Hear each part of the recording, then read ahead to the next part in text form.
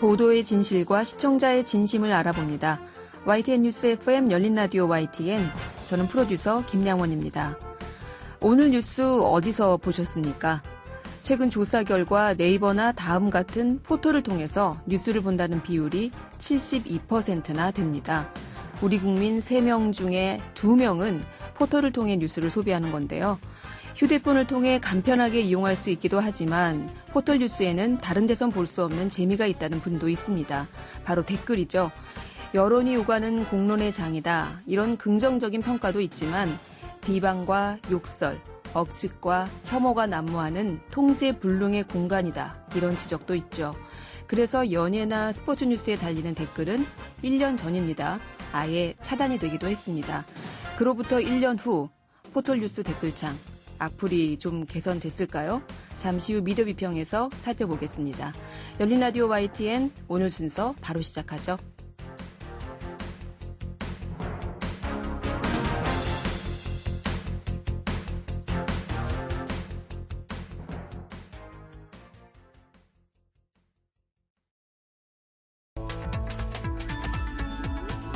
미디어가 전하는 이슈에 대한 다양한 분석과 팩트체크까지 바로 보고 뒤집어 보고 꼭꼭 씹어보기 위한 미디어 비평 프로그램 열린 라디오 YTN. 한 주간 뉴스를 꼭꼭 씹어보는 시간 미디어 비평입니다. 자, 포털에서 연예나 스포츠 뉴스에 댓글 달기가 폐지됐죠. 어느새 1년이 됐다고 하는데요. 온라인 댓글 문화가 건전한 공론장이라는 긍정적 측면도 있지만 욕설과 비방, 혐오와 차별 등을 양산해서 눈살을 찌푸리게 하는 부정적인 면도 있었죠. 포털 댓글이 사라진 지난 1년 어떤 변화가 있었을까요? 전문가와 이야기 나눠보겠습니다. 송경재 상지대 교양학부 교수 나오셨습니다. 교수님 안녕하세요. 네, 안녕하세요. 네, 자 포털 뉴스 댓글창 스포츠와 연예 뉴스에서는 지난해 8월이니까 진짜 딱 1년이 됐습니다. 사라졌다고 하는데 이른바 악플 문제가 심각했기 때문이었는데요. 네, 포털 뉴스의 댓글은 보통 우리 사회에서 이제 양면성을 가지고 발전을 했습니다. 시민이 이제 뉴스에 대해서 직접 참여해서 그리고 반응하고 실시간 이제 서로 소통한다 그러죠. 상호작용을 하면서 네. 다른 사람들의 의견을 알 수 있게 되었다는 거. 이건 이제 긍정적인 점이죠. 네. 근데 반대로 사실 부정적인 점도 컸습니다. 예를 들어서 악성 댓글, 이제 악플이라고 하는데 네. 이 악플로 인해서 연예인이나 스포츠 스타 등이 정신적, 육체적 피해를 본다는 호소가 오랫동안 이어졌었죠. 네, 결정적으로 이제 스포츠와 연예 포털 뉴스에서 댓글창이 사라진 거 이제 작년에 그 여자 프로배구 선수였던 고유민 씨가 극단적인 선택을 한 이유였습니다. 네. 지나친 악성 댓글로 인해서 이제 고인이 큰 스트레스를 받았기 때문에 일종의 재발 방지 차원에서 포털사들이 스포츠 면에서 이제 댓글을 차단하게 됐습니다. 네. 그리고 연예 뉴스 댓글이 사라진 것도 이제 많은 악플로 인해 정신적 피해, 급기야 이제 극단적인 선택도 했던 연예인들이 다수 있었기 때문에 스포츠와 비슷하게 이유로 이제 차단이 됐습니다. 네. 심지어 소중한 한 생명을 죽음으로까지 이끌 정도로 악성 댓글이 사회적 문제가 됐기 때문에 차단이 된 건데 앞서 말씀드린 대로 이제 꼭 1년이 됐습니다. 이렇게 1년 동안 악플이 실제로 줄었던가요? 네, 의외라고 생각하실 수도 있는데요. 사실 그렇지가 않습니다. 이미 과거에 유사한 학습 효과가 있었는데요. 바로 이제 많은 분들이 알고 계시는 인터넷 실명제의 도입과 폐지 과정입니다. 네. 인터넷 실명제는 이제 2007년에 이제 정보통신망법에 이제 그 제한적 복인 확인제라고 해서 생기게 됐습니다. 네. 이 인터넷 실명제가 도입된 계기도 바로 연예인이나 스포츠 스타에 대한 악성 댓글을 막겠다는 것이 주된 목적이었거든요. 네. 그런데 인터넷 실명제를 해보니까 실제 별다른 성과가 없고 오히려 이제 시민들의 표현의 자유를 제한한다는 비판이 많았습니다. 그래요. 그래서 시민단체와 이제 일부 학자들이 문제 제기를 하면서 헌법재판소에 이제 위헌 소송을 했어요. 네. 그게 이제 2012년 8월에 이제 결정이 됐는데 바로 위헌 결정이 내려졌습니다. 당시 판결문을 보면 이제 헌법재판관들의 고민이 들어있는데요. 이제 본인 확인제는 과잉금지 원칙에 위배해서 인터넷 게시판 이용자의 익명 표현의 자유, 그리고 개인정보 자기결정권을 침해한다라고 이제 명시했어요. 네. 그리고 이제 헌법재판소에서 실제 악플 차단 효과도 별로 없다고 봤습니다. 그래서 당시 이제 뉴스 댓글을 폐지할 때도 이런 악성 댓글 등 뭐 포털 뉴스의 부정적 부분이 감소하는 실제 효과에 대해서는 학계와 시민단체 모두 의문을 표시한 바가 있습니다. 그랬군요. 주로 뭐 우리가 이제 부동산 정책 요새는 얘기할 때 많이 언급되는 말인데 풍선 효과라고 하잖아요. 어느 하나를 규제하면 다른 쪽에서 결국은 그만큼 불거진다. 뭐 이런 뜻인데 이런 악플도 좀 그런 것 같네요. 네, 바로 그렇습니다. 인터넷 실명제가 도입되면서 그 댓글창으로 공공연하게 악성 댓글을 달 수 없게 되니까 네티즌들이 이제 다른 방식을 모색하게 됐거든요. 네. 뭐 해외 소셜 미디어 계정을 이용한다든가, 뭐 다이렉트 메시지를 보낸다든가, 그 인터넷 커뮤니티 게시글의 형태로 댓글을 올리는 경우가 이제 늘어났습니다. 심지어는 이제 자신의 계정을 이용해서 아주 공개적으로 연예인이나 스포츠 스타의 소셜 미디어를 공격하기도 했어요. 네. 그래서 최근에 이제 보면은 연예인이나 스포츠 스타의 그 악플 고소 사건이 늘어난 데에는 이런 배경이 있었던 것 같고요. 네. 그 작년에 포털이 이제 스포츠나 연예 뉴스 댓글창을 차단하는 결정을 하고 나서는 학계와 이제 시민단체에서 과거에 인터넷 실명제 때와 좀 비슷하게 오히려 연예인이나 스포츠 스타에게 좀 직접적으로 악플을 다는 방식이 늘어날 거다. 이런 걸 좀 우려했거든요. 네. 근데 1년이 경과하고 보니까 실제 그런 우려가 현실로 나타나고 있습니다. 네.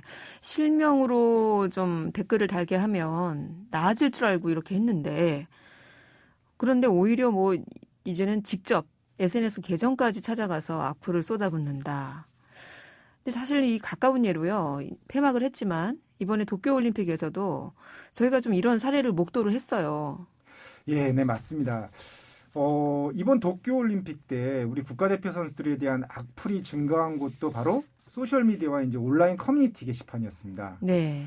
그 많은 팬을 보유하고 있고 그리고 국민적 관심사를 모았던 종목의 경우에는 성적이 좋지 않으면 비판을 받기도 하거든요. 네. 뭐 그렇기 때문에 상대적으로 좀 성적이 좀 저조했던 뭐 축구나 뭐 야구 등 구기 종목에서는 좀 악성 댓글이 좀 많이 나타났습니다.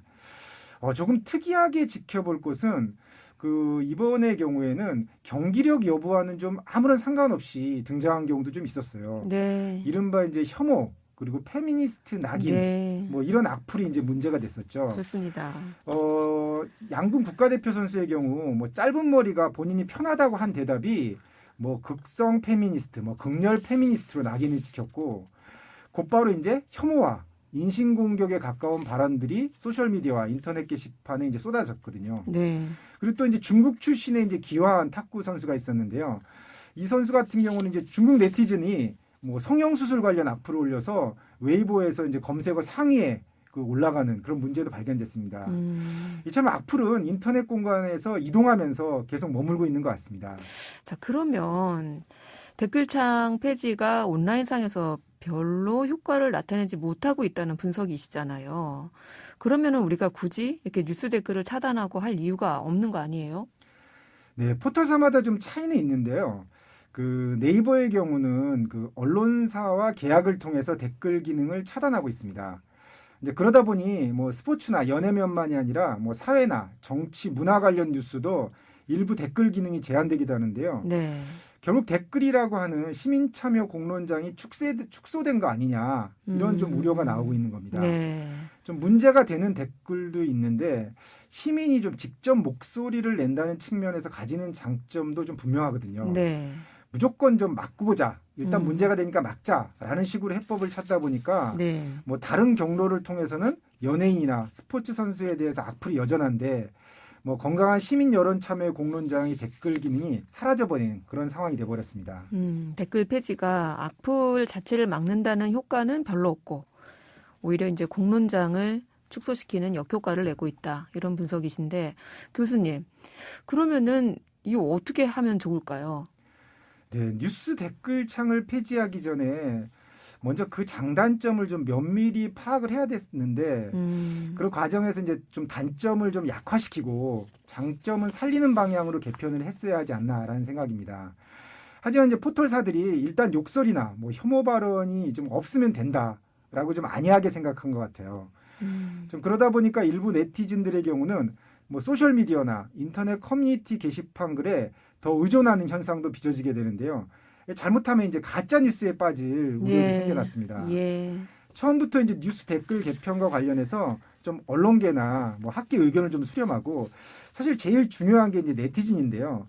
이 네티즌들의 의견을 좀 반영했다면 좀 좋았을 겁니다. 뭐 예를 든다면 뭐 네티즌들에 의한 자발적 신고 기능에 강화한다든가, 네. 뭐 포상 인센티브를 도입한다든가, 뭐 인공지능 요새 많이 발전하고 있는데요. 인공지능을 활용한 이제 단어의 필터링을 강화하고, 뭐 게시글 건수를 조금 더 제한하고 이런 방식으로 좀 악플을 막을 수 있었는데 이런 창의적인 아이디어도 많았거든요. 네. 근데 좀 그 포털사에서도 무조건 좀 댓글창을 막자, 폐지하자, 뭐 이런 결정이 좀 내리고 난 다음에 여러 문제, 다른 문제들이 발생하는 것 같아서 좀 안타깝습니다. 네. 그래요. 이게 이 포털사들은 일단 안 보이면은 되지 않을까? 이런 좀 쉬운 생각으로 해서 그냥 댓글창을 없애자 이렇게 좀 생각한 경향이 있다 이런 지적을 하셨고 사실 저희가 가까운 예로 지난 봄에 한강 대학생 사망 사건이 있었잖아요. 그런데도 뉴스 이 댓글로 사람들이 사실은 뭐 탐정놀이다 이런 지적도 있었는데 네네. 계속 억측 수사 결과가 나와도 믿지 못하고 댓글을 통한 가짜 뉴스의 양산 이런 것도 저희가 사실 지켜봤었거든요. 참 이런 게 문제다 싶은데. 이 요즘에 네이버나 카카오톡 같은 이 포털에서는 뉴스 서비스를 좀 바꿨더라고요. 예, 그 몇 가지 변화가 좀 발견되는데요. 뭐 일단 카카오톡에서는 기존에 이제 해시태그 탭 부분을 이제 카카오 뷰로 이제 개편했습니다. 네. 뭐 크게 달라진 건 이제 이용자가 마치 유튜브 채널을 구독하듯이 콘텐츠를 직접 구독하게 된 건데요. 아. 여기서 이제 그 뉴스도 개인이 마음에 들어하는 에디터의 콘텐츠로 이제 구독할 수 있게 됐습니다. 네. 그러니까 페이지를 직접 뭐 꾸미게 되는 그런 사용자의 가치가 중요해졌다는 것이 이제 특징적인데요. 네. 이 포털의 그 뉴스 배치와 관련한 편향 논란을 딛고서 좀 편집권을 이용자들한테 좀 넘기자 이런 큐레이션 서비스라고 하는 부분이 좀 유의미한 것 같습니다. 네. 그런데 이제 그 에디터 과정에서 그 취향에 맞는 콘텐츠만 구독하고 소비하게 된다는 점은 그 다양성의 관점에서 그 약점으로 작용할 수도 있을 것 같아서 좀 더 지켜봐야겠습니다.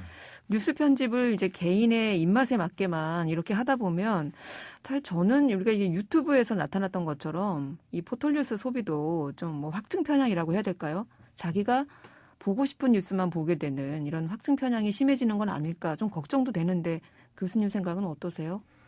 네, 뉴스 큐레이션이라고 하는 게 이제 맞춤화된 서비스라고 네. 이제 이야기할 수 있는데 네. 이걸로 이제 편리한 점도 있습니다. 근데 사실 단점도 크다라는 의견도 상당히 많아요. 네. 그러니까 뉴스가 일반 상품들하고 좀 다르지 않습니까? 네. 이른바 이제 정보와 지식이 유통되는 건데 이것을 이제 일반 상품처럼 자기가 원하는 것만 소비해서 좋을까 이런 의문이거든요. 네. 그 올바른 여론, 그 여론의 공론장이 형성되기 위해서는 좀 여론의 동향을 파악하고 네. 다양한 시각의 뉴스를 봐야 되거든요. 그렇죠. 그리고 이제 다른 시각의 뉴스를 보고 좀 평가도 하고 잘못된 네. 생각을 교정도 해야 되거든요. 그래요. 그래야 이제 올바른 여론이 형성되는데 그런 차원에서 이제 맞춤형 소비, 이제 뉴스 큐레이션인데 이 편리성보다는 좀 다양한 의견과 가치를 살펴보는 것이 우선인데 좀 이게 빠지지 않았나 이런 생각입니다. 그래서 좀 더 고민이 좀 필요한 부분인 것 같고요. 네. 그리고 이제 비슷하게 이제 네이버 같은 경우도 그 지난달 29일부터 사실 그 모바일 언론 구독 서비스라고 해서 언론사 편집판에 이제 심층 기획 영역을 이제 만들었습니다. 네. 그래서 이제 네이버가 인공지능 뉴스 그 편집을 이제 검증을 하는 과정에서 약간의 변화를 내는 건데요. 네. 이에 대해서 이제 네티즌들의 반응이 좀 좋은 것 같습니다. 기존에 이제 인공지능이 좀 뉴스를 추천하는 방식이 좀 개인별로 기사에 머무는 체류 시간, 뭐 클릭수, 네. 뭐 반응도, 추천, 뭐 게시글 이런 것들을 이제 분석해서 그 기사가 결정되는 시스템인데요. 그러다 보니 이제 공이 많이 들어가는 기획 뉴스나 심층 뉴스는 자주 노출되기 어려운 환경이에요. 네. 근데 그 29일부터 개편된 네이버의 이제 기획 심층 뉴스를 좀 보니까 기존의 이제 스트레이트성 뉴스보다는 언론사가 심층 취재하고 그리고 그 고민을 한 부분들에 대해서 상당히 많이 반영이 되고 있거든요. 네. 이런 부분들이 상당히 긍정적인 것 같고요. 그래서 저도 이제 오래전부터 이제 포털 뉴스 개혁 방안 중에 하나로 뭐 기획 뉴스와 공적 뉴스 할당제를 좀 주장했었거든요. 그러니까 속보나 단편적인 뉴스, 뭐 주변 사람들이 많이 본 뉴스도 중요하지만 사건을 좀 장시간 추적하고 그 심층적으로 분석한 뉴스가 굉장히 중요하기 때문입니다. 네. 그런데 이제 현행 인공지능 알고리즘에서는 이를 반영하기 이제 어려운 그 한계가 있었는데 그 네이버가 이번에 그 언론사 구독 화면에서 언론사가 추천하는 형태로 심층 기획 카테고리가 이제 만들어진 거라서 좀 포털 뉴스가 장기적인 관점에서 좀 더 좋은 뉴스를 그 전달하기 위한 의미 있는 시도라고 좀 보여집니다. 네. 그래서 이런 좋은 아이디어들이 사실은 포털 뉴스가 그 좀 수렴을 해가지고 건강한 인터넷 미디어 생태계를 만들어야지 이제 포식자라는 네. 비판을 좀 벗어날 수 있을 겁니다. 이 포털에서 보면은 사실은 뭐 많이 본 뉴스, 뭐 댓글 많은 뉴스, 뭐 사실 이런 거 중심으로 그 이용자들이 많이 뉴스를 보잖아요. 근데 저도 이런 거 보면서 좀 너무 많이 본 뉴스, 남들이 많이 클릭한 뉴스에만 눈길이 가다 보면 뭐 여론 다양성이라고 해야 되나요? 뭐 이런 거를 좀 훼손할 수 있지 않을까 이런 걱정도 있었고 또 하나가 또 이렇게 되다 보면 뭐 말씀하신 것처럼 속보성 뉴스라든가 뭐 사건 사고 위주로만 뉴스가 또 보게 되면 좀 깊이 있는 뉴스가 사실 없잖아요. 그렇게 되면은 어떤 논증 서로 간의 어떤 주장에 대한 공박 이런 것들이 좀 사라져 버려서 좀 아쉽다라는 생각을 했었는데 네이버에서 이렇게 개편한 그 기획 뉴스 공적 뉴스 이런 거는 좀 좋은 것 같네요. 네. 이렇게 뭐 천편일률적으로 많이 본 뉴스나 속보성 뉴스에만 제공됐던 이런 포털 뉴스의 맹점을 그야말로 보완할 수 있다 이런 말씀이신 것 같아요. 네, 그렇게 된다면 이제 언론이 이제 이른바 속보 경쟁에서 좀 벗어나게 되고 좀 질적으로 이제 좋은 뉴스, 뭐 심층 뉴스나 기획 뉴스 등에 더 정성을 기울이게 되는 거고요. 네. 포털 뉴스가 좀 더 공적인 가치를 구현하는 데도 좀 도움이 될 거다라고 생각합니다. 기술적으로 이제 그 뉴스를 좀 더 강화해가지고 확대할 필요도 좀 있다고 보는데요. 네. 예를 들어서 그 스마트폰이라든가 태블릿 PC의 전면에 메인으로 배치한다든가 이런 게 기술적으로도 이제 충분히 가능하고요. 네. 뭐 언론사와 기자들도 사실 이게 말은 하고는 있진 않지만은 좋은 뉴스 그리고 그 공이 들어간 뉴스가 더 많이 노출되는 걸 원하고 있거든요. 네. 그런 측면에서 그 포털 뉴스 서비스의 한 단계 업그레이드가 되지 않을까라는 생각을 하고 있습니다. 네. 사실 인터넷에 게재되는 기사들을 보면서 우리 이용자들이 이런 지적을 해왔죠. 어느 신문사나 방송사 뉴스를 봐도 다 똑같더라. 네. 근데 이게 이 포털 뉴스의 어떤 맹점이었는데 그런 것들을 좀 업그레이드 할 수 있지 않을까라는 지적이시네요. 뭐 이제는 포털 뉴스가 방송이나 신문을 제치고 이용자들이 가장 많이 보는 미디어라고 하죠. 건전한 공론장으로서 또 양적으로나 질적으로 조화를 이룬 미디어로서 제 역할을 할 수 있을지 한번 지켜보도록 하겠습니다.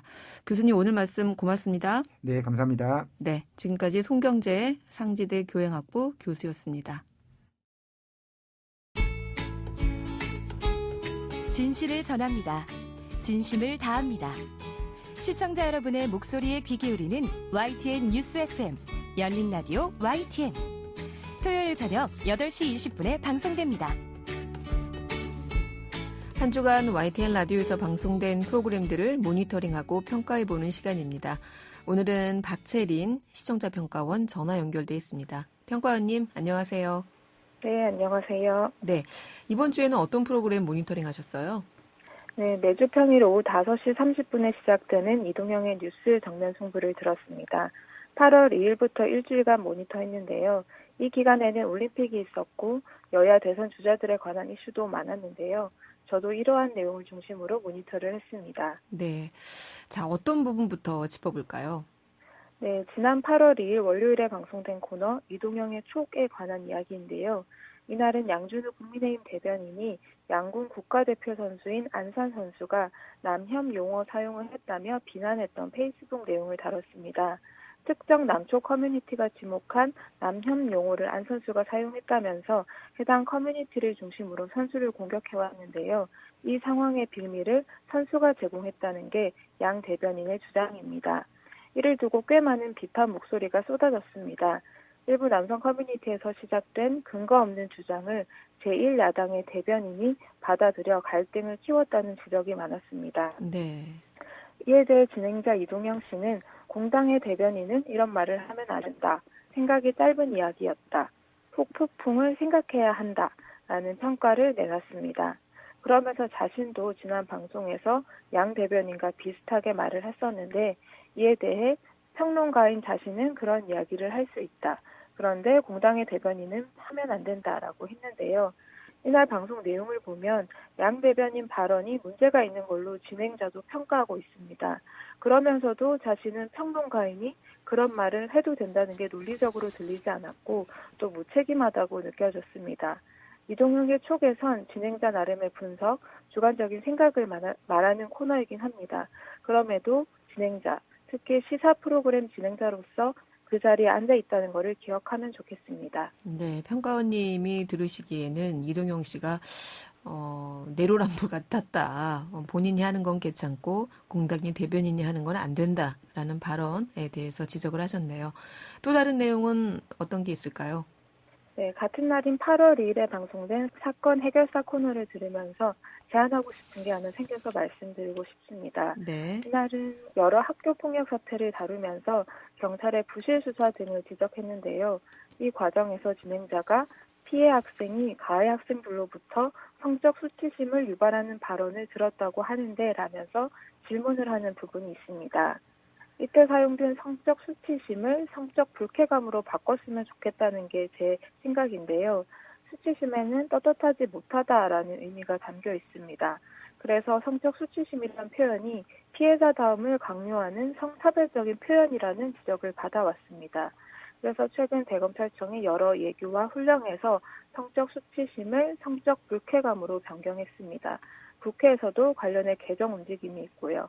또 여러 언론에서 성적 불쾌감을 쓰고 있습니다. 뉴스 정면 승부에서도 좀 더 성평등한 단어인 성적 불쾌감이라는 용어를 사용하면 좋겠다는 제안을 하고 싶습니다. 네, 진행자도 제작진도 미처 고려하지 못했던 내용이었을 것 같은데, 네, 성평등적인 단어 사용 필요하다는 의견 감사합니다. 또 다른 내용도 짚어볼 거 있을까요? 네, 방송 내용에서 여야 대선 주자와 관련한 내용의 논란들이 반복적으로 나오고 있다는 점을 짚고 싶은데요. 진행자의 말대로 윤석열 전 검찰총장은 1일1 논란이라고 할 만큼 실수로 보이는 행보들이 많았고요.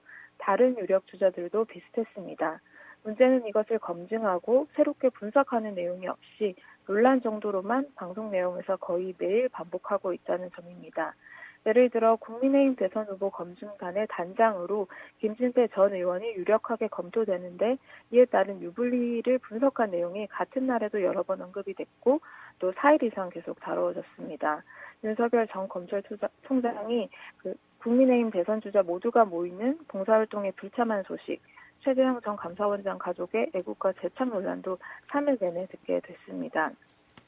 이들이 많은 국민의 관심을 받는 대선 주자라는 점에서 관심을 갖고 지켜볼 필요는 있습니다. 하지만 같은 논란과 비슷한 내용으로 반복되는 분석은 유권자 입장에서 가치 있는 뉴스도 아니고요.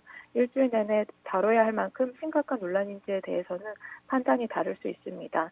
다만 새로운 정보가 없는 상황에서 논란을 상기시키기만 하는 것은 특정 후보에 대한 편견을 강화할 수도 있지 않을까 하는 우려도 들었습니다. 네, 대선 주자의 실수를 보도할 수는 있죠. 하지만 반복적으로 이것이 다뤄짐으로써 어떤 특정 후보에 대한 편견을 강화할 수도 있겠다는 모니터링 내용까지 오늘은 이동형의 뉴스 정면 승부에 대한 시청자 평가원의 의견 들어봤습니다. 오늘 말씀 고맙습니다. 네, 감사합니다. 네, 지금까지 박채린 시청자 평가원이었습니다.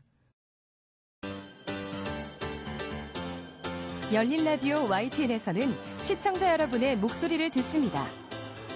참여 신청과 의견은 유료 문자 샵 0945, 우물정 0945나 YTN 라디오 프로그램 열린 라디오 YTN 게시판을 통해 남겨주세요. 뉴미디어 트렌드 함께해 주실 분이죠. 콘텐츠를 사랑하는 분입니다. 뉴아이디의 김조한 이사 전화 연결돼 있습니다. 김 이사님 안녕하세요. 안녕하세요. 아니, 어디 계시길래 이렇게 주변이 좀 소란스러운데요? 예, 지금 제가 사람들이 많은 곳에 있습니다. 죄송합니다. 바쁘시군요. 네. 네. 자, 그래도 이번 주에는 어떤 소식 가지고 오셨어요? 지난해 전 세계에서 가장 많이 다운받은 앱에 대해서 소개해드리려고 해요. 네. 어떤 앱일 것 같으세요? 이미 알고 계실 것 같은데. 일단 그 SNS 중에 하나가 아닐까 싶은데 네. 페이스북은 아니죠? 매 1등이긴 했었죠. 근데 지각 변동이 일어났습니다. 네. 네, 2019년, 18년에 다운로드 1위는 페이스북이었어요. 네. 근데 오늘 제가 어떤 분을 만났는데 페이스북은 더 이상 젊은이들이 없는 것 같다는 얘기를 하시긴 하더라고요.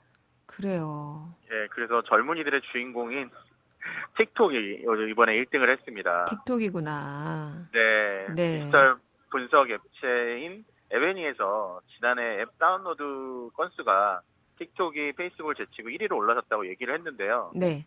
그래도 너무 낙담할 건 아닌 게 페이스북이 여전히 2등이고 왓츠앱, 인스타그램이 2위를 이어서 3위, 4위를 기록했습니다. 사실 페이스북 그룹의 다운로드로 따지면 여전히 1등인 게 사실이고요.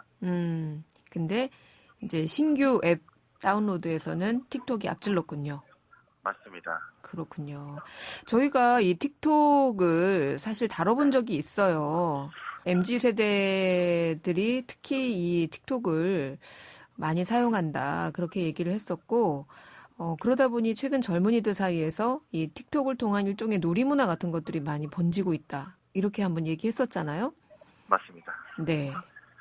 2019년에만 해도 다운로드 4위 정도 차지했는데 1년 만에 1위로 상승한 거고요. 네.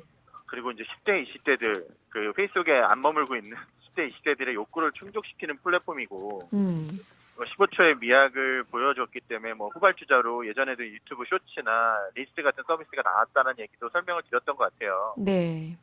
지난달 기준 틱톡의 앱 다운로드 수는 무려 30억 건을 달성을 했어요. 오. 그래서 미국인 사용자는 1억 명이 넘어섰고 그다음에 1인당 월 평균 이용 시간이 무려 24시간이 넘습니다. 24.5시간이라고 해요. 15초짜리를 그렇게 많이 들어요. 그렇게 많이 보는구나. 네, 그러니까 어마어마하게 많은 콘텐츠가 머릿속에 들어오는 거죠. 특히 이번 도쿄올림픽에선 무관중이었잖아요. 되게 네. 선수들이 어떻게 보면 좀 외로워 보이기도 하더라고요. 그렇죠. 팬들과 소통을 틱톡으로 하는 모습들이 자주 포착이 됐었고요. 네. 영국의 수영 선수 에던 피티는 이제 평영 100m에서 1위 차지하자마자 인증을 틱톡으로 올렸었어요. 네. 그래서 틱톡 영상만 300만 조회수를 넘었었고요. 와. 그러니까 예전에는 페이스북이나 인스타그램으로 선수 개인의 소감이나 이런 것을 많이 했지만 네. 틱톡은 즉각 어떤 재미 요소 그리고 이제 빠르게 전달된다는 거. 내가 그 사람의 팬이 아니더라도 이 컨텐츠가 화제가 되면 바로 이제 여기저기 뿌려지기 때문에 재미 요소와 그다음에 시의성, 화제성이 훨씬 더 강하다고 볼 수 있고요. 네. 여자 스트리트 스케이트 대회에서 은메달을 딴 브라질의 레이사릴 선수 같은 경우나 아니면 7일날 필리핀의 마르젤린 다이엘 선수 같은 경우는 틱톡을 통해서 즐거운 춤을 추는 거 보여주고 국경이 없어지는 모습들. 그다음에 개막 이전에는 뉴질랜드 조정 선수들이 골판지 침대가 굉장히 화제가 됐었잖아요. 그래요. 거기 앉자마자 휘어지는 걸 올려서 화제가 되고 해서 맞아요. 쇼폼 현상은 이제 사회적 현상이 되고 있다라고 볼 수 있을 것 같습니다. 그래요. 근데 요즘에 이제 틱톡 하면은 또 이런 게 화제가 되더라고요. 그 친구 초대를 틱톡에서 하면 한 명당 8만 원? 최대 5명까지 40만 원을 준다고 하더라고요. 저는 처음에 이게 가짜인 줄 알았거든요. 네. 근데 맞다고 하더라고요. 이 틱톡이 이렇게 마케팅을 공격적으로 하는 거잖아요. 네네네네. 어. 이게 지금 마감됐지만. 아, 마감이 됐어요? 네, 다행히. 예. 지금 이거 들으신 분들은 지금 하시면 소용이 없습니다. 아쉽다. 네, 이번 주에 친구를 신규연으로 초대하면 돈을 주는 이벤트를 했고요. 친구 한 명이 가입하면 12,000원을 주고, 그 친구가 일주일간 매일 10분 이상 영상을 보면 68,000원을 주는 그런 식의 이벤트였어요. 그래서 8만 원이군요. 그렇죠. 예, 친구 한 사람당 최대 8만 원을 받을 수 있고 어떤 사람은 한 500명 이상을 초대해서 120만 원을 모았다는 내용을 볼 수 있었고요. 그러니까 거의 이제 직업이 될 수도 있는.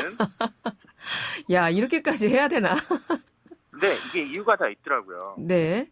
지금 틱톡을 저격을 하려고 굉장히 강하게 투자하는 플랫폼이 있습니다. 유튜브. 그게 바로 유튜브 쇼츠예요. 네. 한국에도 런칭했다는 얘기를 최근에 드렸던 것 같은데요. 그랬죠. 네, 5초에서 1분 사이의 쇼폼 영상 서비스인데 틱톡이 이제 유튜브를 견제할 수밖에 없는 구조를 가지고 있어요. 왜냐면 유튜브도 틱톡에 비해 월평균 이용 시간이 좀 뒤처지고 있거든요. 그러니까 네. 유튜브가 틱톡에 비해 밀리고 있습니다. 사용 시간이. 네. 그러니까 틱톡을 이기기 위해서 아예 돈을 주겠다라고 지금 유튜브가 선언을 한 상태고요. 유튜브가 먼저 현금 마케팅을 네. 시작했다. 근데 이제 크리에이터들한테 주겠다고 했습니다. 그래서 매달 115만 원 네. 가지고 내년 말까지 1억 달러의 현금을 푼다라고 얘기를 한 겁니다. 자, 이렇게 현금까지 들이대면서 정말 그야말로 서로 맞불을 놓는 아주 공격적인 그 마케팅을 펼치고 있는데 틱톡과 유튜브 쇼츠가 이게 아무래도 이제 이 동영상 짧은 동영상 숏폼이라고 말씀하셨죠. 숏폼 플랫폼의 이 주도권을 잡기 위해서 아주 경쟁적으로 이렇게 신경전을 벌이고 있는 것 같아요. 네. 근데 이 두 플랫폼 큰 차이를 우리가 굳이 얘기한다면 어떤 게 있나요? 사실 유튜브는 이 쇼츠를 열심히 잡고 있지만 또 반대로 TV를 잡기 위해서 굉장히 TV 시장 쪽으로 또 투자를 많이 하고 있어요. 네. 그래서 이제 어떻게 보면 기존 기성세대와 밀레니얼, 그러니까 Z세대를 위한 전략이 바뀌고 있는데 네. 유튜브는 쇼츠가 5초 이상에서 1분 미만의 콘텐츠를 취급하고요. 네. 틱톡은 15초부터 3분까지 약간 길어졌습니다. 틱톡은 오히려. 유튜브 쇼츠는 원래 한 5분 정도로 했다가 짧게 유튜브는 더 5분, 네, 그렇죠. 5분 정도였던 들이 이제 5초에서 1분짜리로 줄여진 거고요. 예, 짧게. 네. 틱톡은 15초였던 것을 3분까지로 더 길게. 그렇죠. 그럼 서로 비슷해졌네요? 네, 어차피 결과적으로 그들이 타겟하는 세대라고 하는 MZ세대, 네. 그러니까 추구하는 짧은 영상들을 만들어야겠다라는 생각이 들다 보니까 네. 결국엔 둘의 콘텐츠의 길이라든가 성격이나 디자인이 거의 흡사해지는. 그래서 이게 영상만 봤을 때는 쇼츠용인지 네. 틱톡용인지 구분이 가지 않는 상황입니다. 그러네요. 제가 주변에 이제 틱톡을 사용하는 이른바 MZ 세대들, 그 젊은 사람들한테 좀 물어봤어요. 이 틱톡 사용하냐. 근데 사실은 아직도 이 틱톡의 경우에는 중국에서 만든 중국 앱이잖아요. 네네. 그렇다 보니까 좀 이게 중국이 어떤 개인정보를 빼가는 루트가 되지 않냐라는 인식 때문에 아직도 좀 불안하다라는 사용자들도 있더라고요. 네, 맞습니다. 국내 커뮤니티 중심으로 꼭 지워야 할 애니스트의 이름을 올리기도 했었던 틱톡인데요. 네. 이제 지난달부터 틱톡이 개인별 목소리 특색과 얼굴 사진을 수집할 수 있다는 내용을 드디어 정보 처리 방침에 포함을 시켰어요. 틱톡 스스로가 이거를 공표를 했군요. 네, 왜냐하면 이제 그 부분 때문에 공격을 많이 받고 있기 때문에 네, 사실 틱톡은 그런 퍼블릭하게 파트너들의 그러니까 크리에이터들의 컨텐츠가 잘 되면 그거를 공공연하게 홍보하고 하는 부분에서 사실 인기를 끌었던 부분이 있기 때문에 네. 그래서 사용자 동의 없이 생체 정보를 수집할 수 있다는 우려는 아직 사라지지 않은 상태지만 이런 데이터를 쓸 수도 있다라는 얘기를 하기 시작했고요. 네. 근데 여전히 한국에서는 그런 우려도 불구하고 413만 명이 쓰고 있다라는 데이터 집계가 나왔고, 네. 그래서 대량의 현금 살포 뒤에는 이런 국내 개인정보 불법 유출에 대한 논란과 어떻게 보면 반중 정서가 또 최근에 좀 생기고 있잖아요. 우리나라에서는 이런 그렇죠. 부분들을 네. 좀 지우려고 한 것이 아닌가라는 얘기도 나오고 있습니다. 그렇군요. 알겠습니다. 자, 이번에는 2주의 화제의 영상 만나봐야 할 텐데요. 네. 우리가 오늘 틱톡, 유튜브 쇼츠 이런 숏폼 플랫폼 얘기를 했으니까 혹시 여기에서 요즘 주목할 만한 콘텐츠 있을까요? 유튜브 쇼츠에서 어떤 크리에이터들이 있는가 한번 살펴봤는데요. 네. 그중에서 정박수라는 채널이 좀 재미있어서 소개할까 합니다. 정박수. 네. 이 채널에서는 이제 정박수라는 유튜브가 올해 초부터 가슴과 손을 두들기면서 온몸으로 박자를 차면서 노래를 부르는 무반주로 BTS부터 등의 컨텐츠를 올리고 네. 지나간 사람도 사실은 이 쇼츠는 구독하는 채널이라기보다는 아까도 말씀드렸지만 컨텐츠가 재밌으면 알고리즘에 의해서 굉장히 많이 퍼지는 방식이라서 네. 그 30초 동안 빠져들게 하는 게 좀 핵심인데요. 네. 이 컨텐츠가 뭔가 굉장히 하이 퀄리티라든가 이런 게 아니라 리듬을 타고 노래를 부르는 게 되게 재밌어요. 그래서 구독자는 2만 명이 되지 않는데 쇼츠 조회 영상은 누적으로 900만 정도 달성할 정도로 성장세를 많이 보이고 있습니다. 아, 900만 회. 네. 그래요. 이 댓글에 이런 댓글도 있더라고요. 네. 알고리즘이 추천해서 알게 됐는데 정말 박수 하나는 잘 치시네요. 이런 댓글이 있더라고요. 자기 이제 자신의 몸에 박수를 쳐서 리듬을 타는 이런 유튜브 쇼츠의 콘텐츠, 정박수라는 콘텐츠인데 여러분도 한번 감상해 보시기 바라고요. 진짜 박수 잘 치는 이 장기 하나로도 이게 또 인기를 끄는 콘텐츠가 될 수 있다는 게 좀 신기하기도 합니다. 이게 또 이런 숏폼 콘텐츠들의 매력인 것 같기도 하네요. 여러분도 한번 도전해 보실래요? 네, 오늘 말씀 여기까지 듣겠습니다. 고맙습니다. 네, 감사합니다. 네, 지금까지 뉴아이디의 김조한 이사였습니다.